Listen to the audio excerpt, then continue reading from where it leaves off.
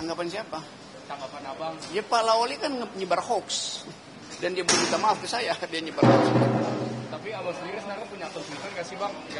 Yang dipermasalahkan? Pak Lawli punya semua peralatan untuk melihat itu akun Twitter gue apa bukan tuh. Dan dia nyebar itu, bahwa itu gue yang nyebarin, menghina dia. Jadi dia mesti minta maaf ke saya. You tanya sama Lawli itu, kenapa dia nggak minta maaf nyebar hoax? Kan Lawli nyebar hoax loh itu.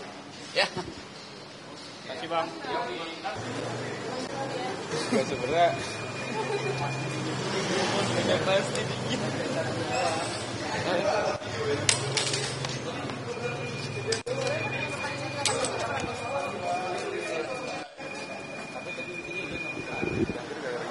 iya.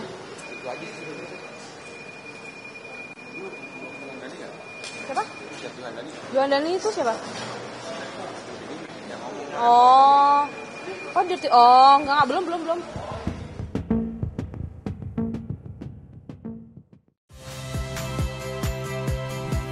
Saya Harjuno Pramendito.